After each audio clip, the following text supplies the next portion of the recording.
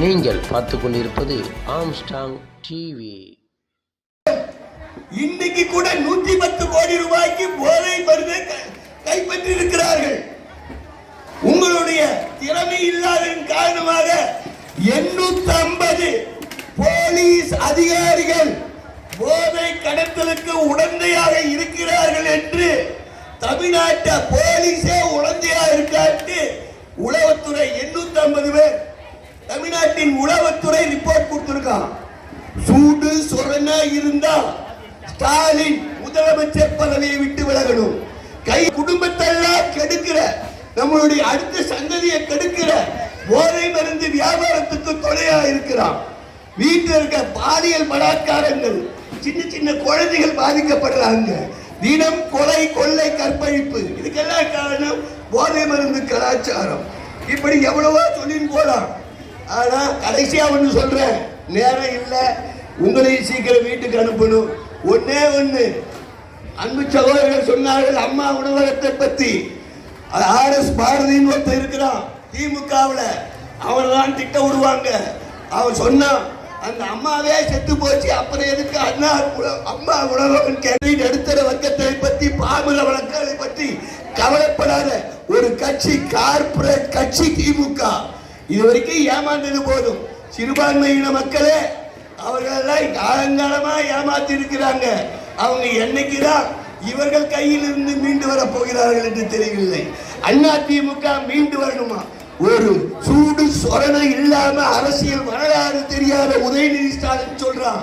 ஏண்டா உதயநிதி ஸ்டாலினே, உன்னுடைய பாட்டனோட மச்சான் முரசொலி மாறன் கடைசி நிமிஷம் வரைக்கும் பாரதிய ஜனதா கட்சியின் ஆட்சியிலே அமைச்சராக இருந்து கடைசி நிமிஷம் வரைக்கும் சாவர வரைக்கும் நீ பிஜேபியில அமைச்சராக இருந்துட்டு இங்க சுடுகாட்டுல அவரோட முரசொலி மாறனை புதைக்கிறாங்க.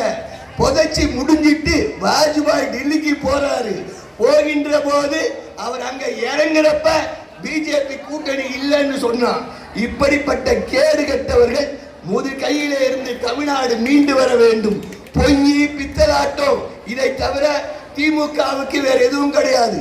பொய்யையும் பித்தலாட்டத்தையும் ஈரை பேனாக்கி, பேனை பெருமாளாக்கி, பெருமாளை பெத்த பெருமாளாக்குன்ற விதத்திலே திமுக பேச்சாளர்கள், திமுக அமைச்சர்கள், பத்திரிகைகள், டிவி நிறுவனங்கள் செயல்படுகின்றன.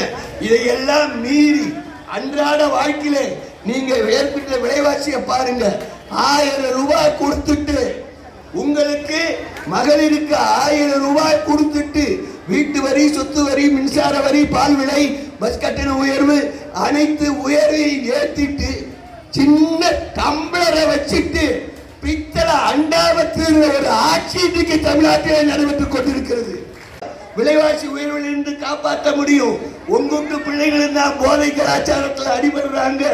உங்கூட்டு பொம்பளை பிள்ளைகள் தான் பாலியல் பாதிப்புக்கு ஆளாகிறாங்க. இதுல ஜாதி மதம் பார்க்காத யார் தலைவன், நல்ல தலைவன் யார், உறுதியான தலைவன் யார், அது ஒரே தலைவன், ஒப்பற்ற தலைவன், புரட்சி தமிழர் எடப்பாடியார் என்பதை உணர்ந்து வருகின்ற தேர்தலிலே இரட்டைக்கு வாக்களியுங்கள். 2 100 ரூபாய் நோட்டுக்கு வாக்களிச்சிடாதீங்க. நன்றி, வணக்கம்.